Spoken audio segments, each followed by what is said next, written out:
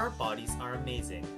By simply existing, millions of neurons are firing all the time, located everywhere in the body. These said neurons are the catalyst that cause us to blink, think, listen, and read. To better understand what causes us to perform what seems to be such simplistic tasks, we need to understand the basic building block, the neuron. The neuron is a specialized animal cell, which is the building block of life itself.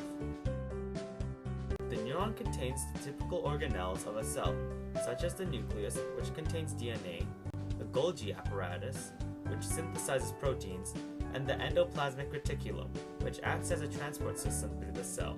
Without organelles such as these, life could not exist. The neuron does not divide.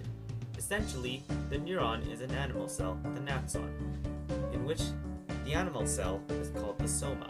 Other extras include, but are not limited to, the dendrites and the synaptic bulb.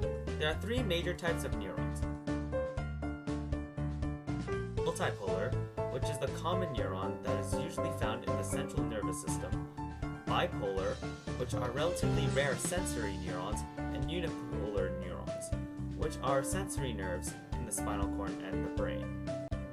The action potential is the rapid depolarization and repolarization of the neuron, causing information to be sent through the cell through the dendrites, the axon, the synaptic bulb, and eventually the next cell.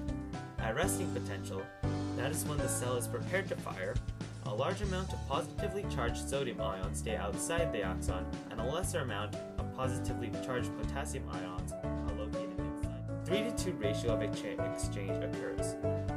In the action potential, neurotransmitters are absorbed by the dendrites and soma, in which the neurons use the all-or-nothing principle to decide when to fire.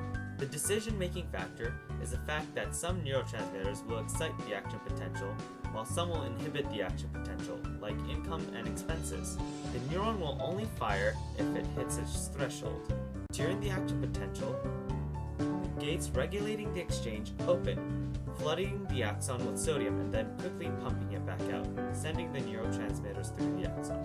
The neurotransmitter is then sent to the synaptic bulb, in which it is either absorbed, canceling the action potential, or sent to the preceding neuron. This process occurs all the time in order to survive and is known as the action potential.